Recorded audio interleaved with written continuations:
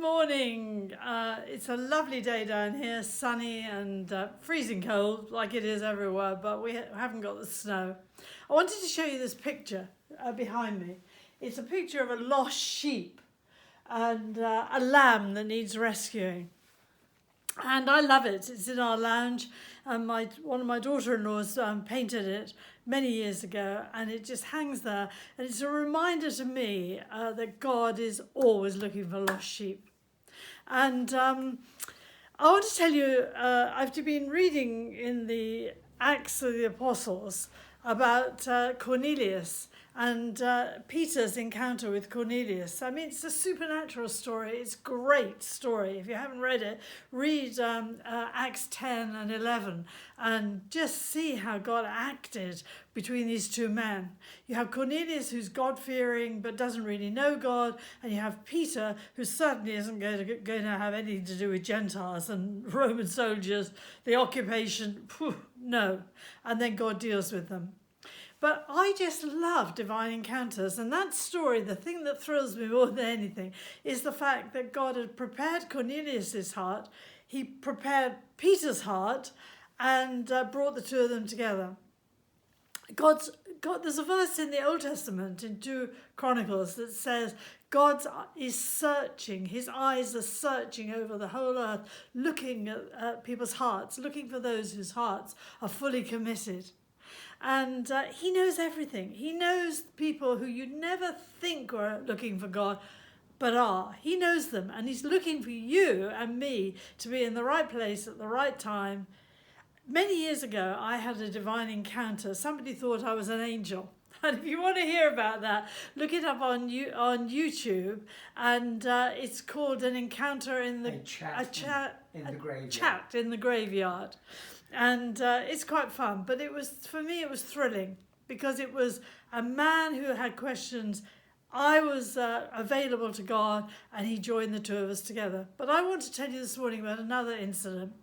When probably about 5 or 6 years ago, I'd been in Nigeria at a conference way out on the Cameroon border in a place called Boko.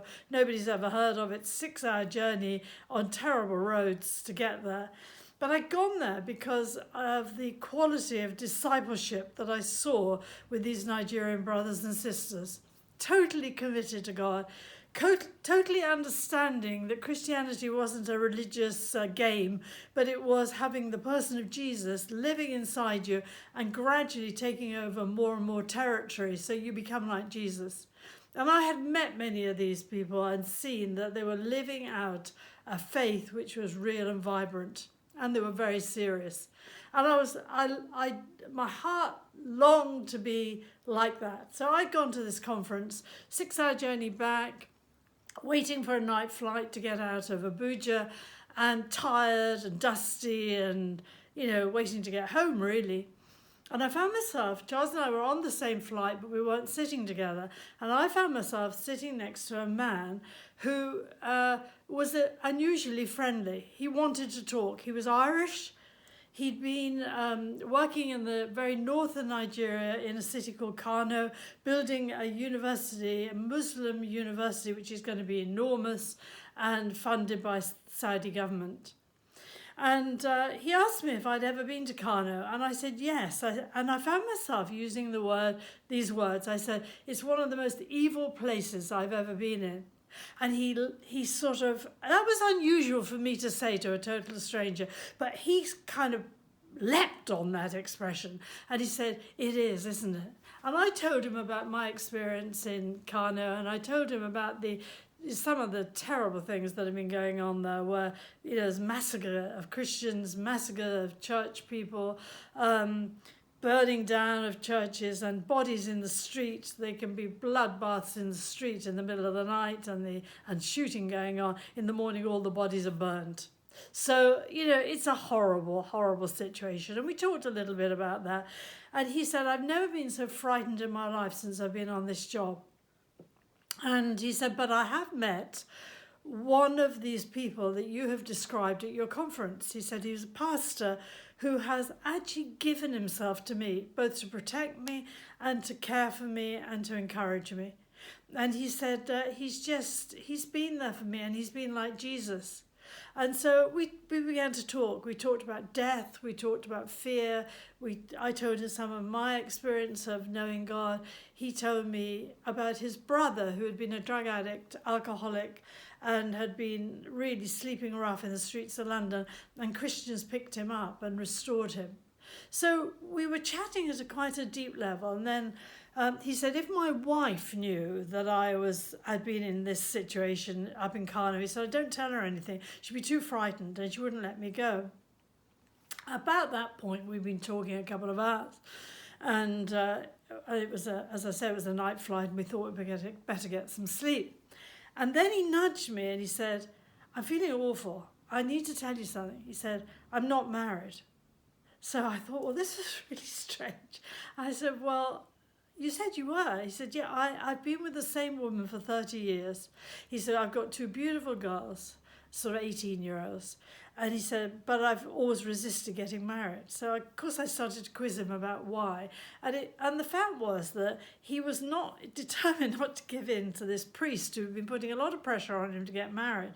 And he said it was well known in a rural farming district area, and he just didn't want them to win the battle. And I could understand that totally, you know. But he said, I do value people who I can see it's not religion, it's reality. So again, we talked a lot more about Jesus and how you receive Jesus. And I talked to him about how God sees marriage. And I said, you know, in God's sight, you are married. It's like Isaac asking Rebecca to come into his tent. They have a physical union. That is marriage. They're together for the rest of their lives. But I said, why don't you give your wife a surprise? Why don't you just march her off to the local registry office and do the deal there? I said, you don't even need to tell anybody. They can still assume that you're not married, but you know you are. And he was laughing, you know. And as I left him on the plane, I was able to pray for him while we were sitting there. And he gave me a real cheery grin. I've never seen him again. But I know that I was in a divine encounter. He was totally prepared by God to talk about deep spiritual issues. I was tired. I probably wouldn't have wanted to have engaged in that sort of depth of conversation, you know, because of the tiredness. But the Holy Spirit just anointed me with an alertness and a sensitivity and a real deep love for this man. And the purpose of saying all this is that many people are praying for revival, but it isn't going to be a supernatural thing in the sense of like magic. It isn't going to be suddenly the country is turning to God. It will be one by one individuals who you have to seek out. Just the shepherds sought out the one sheep. And I believe at this time God is calling all people who love him and who know Jesus to be on the lookout for lost sheep. There's people in this country who are frightened. There's people in this country who are desperately scared of dying. There are people who are saying, is this a judgment of God? What is this COVID crisis?